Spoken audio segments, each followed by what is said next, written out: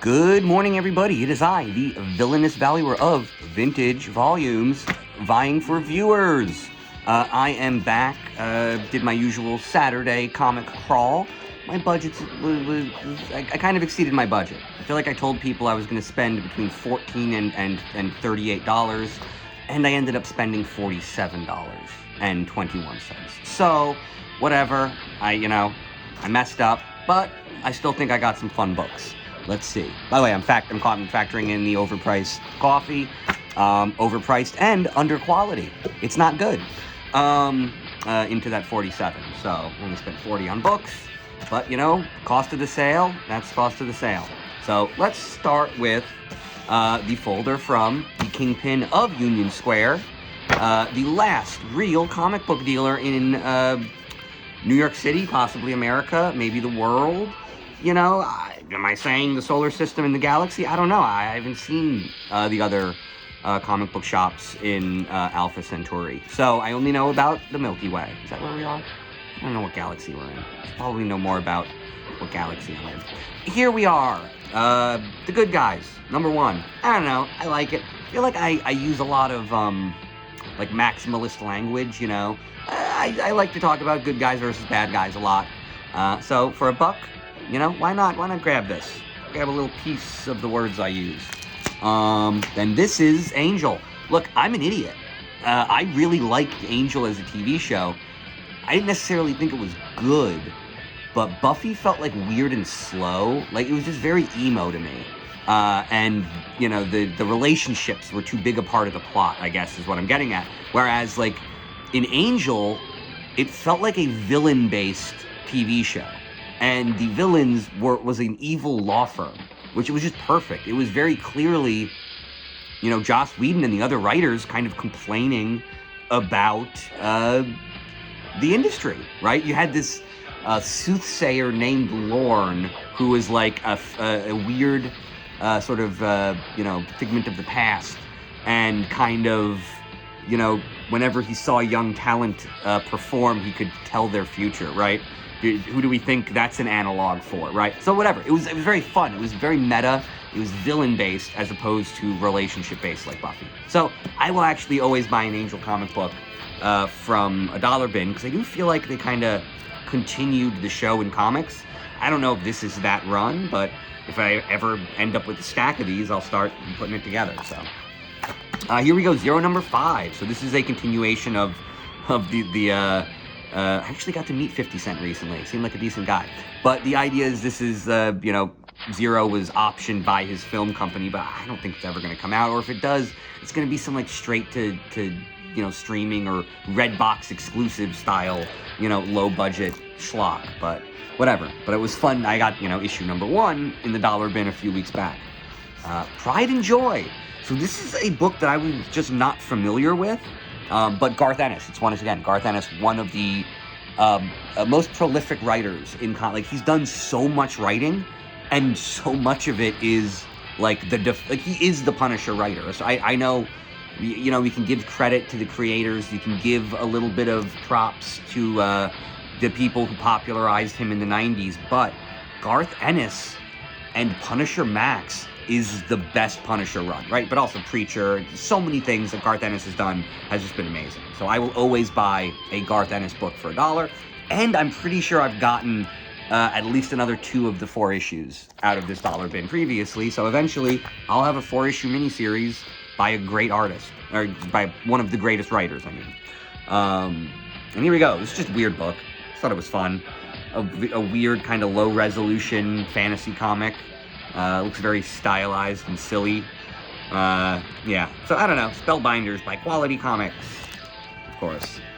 More weird schlock. So I don't know. So from this, there's something weird. I'm guessing there are Nazis involved. I'm seeing America stuff, but I'm also seeing, I think, German in the background. I don't know. But this is apparently a soldier who has lost his legs in war and is running for office, right? This is some Manchurian Candidate narrative, maybe? I have no idea. Never heard of this. Figured I'd buy it and see how ridiculous it is. So maybe I'll do a deep dive on this. What do we got? I haven't been looking at the ads. Hold on, sorry. I haven't been doing the ads. I've been doing it backwards. whatever. We got some good ads. I actually don't have time. I have food on the way, so I'm not doing the ads this time. It sucks. That's the fun part. New Teen Titans, putting together a Wolfman run. You know, why not? I'm there. Superman Action Comics. I just think this is part of that.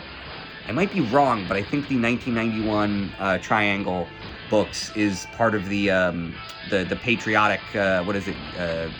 It's not U.S. agent, but Liberty guy.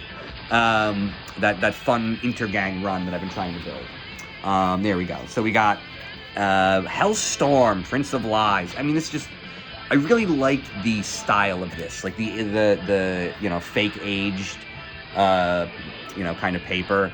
Just also, in some ways, it's probably a pretty cheap thing to print. They literally only use 2 colors of ink, like literally just red and brown. You know, and I think it looks very cool. I think it's a very cool looking stylized cover. That also seems like it made sense to me. Here we go. And then this is just Guardians of the Galaxy versus the Space Punishers or something. I don't know. Very, very silly looking. Figured it's just a very silly mismatch, right? Punisher is the ultimate example of a low-level, street-level hero, right? He fights mobsters, right? He doesn't fight, you know, Galactus. And then here you have the Guardians of the Galaxy, one of the top-notch cosmic-level teams, and it's like, wow, the hell do they get those guys together? So we'll see how it goes. There you go. That's what I got from the Kingpin of Union Square. And here's my haul from Chelsea Flea Market. 1 second. Gotta hit the iced coffee. Okay. Right off the bat, I think this is the prize out of the whole run. Very silly. This is a very, very, very good example of goofy nonsense that makes no sense. I can't imagine a very good argument for why they're dressed as mummies. I don't think it was tactical, but whatever. I'll have to read it to find out. Here we just got, I don't know, it's just, man, we do this thing when somebody doesn't answer our text messages and we're like, why are they doing this? What could they have done? And it's like, yo, maybe Batman just accidentally silenced his phone, right? Maybe his battery died. Maybe he's been busy. It's not that big of a deal. If Batman doesn't answer, just wait. Batman will get back to you, right? I just think Gotham and the Commissioner are being thirsty bitches. That's all I'm saying. Boom. Silver Age Green Lantern. Old-ass nonsense. Big fan of magnets. I don't like the idea of a hero that I respect as much as Hal Jordan and magnets, a concept I respect even more, doing battle. But, you know, it is what it is. Dr. Polaris is mad. There we go. Godzilla, King of Monsters. Seattle Under Siege. I don't know, I just thought it was fun watching him eat the Space Needle. Very silly, very goofy. A lot of fun. Yeah, let me just flip through this.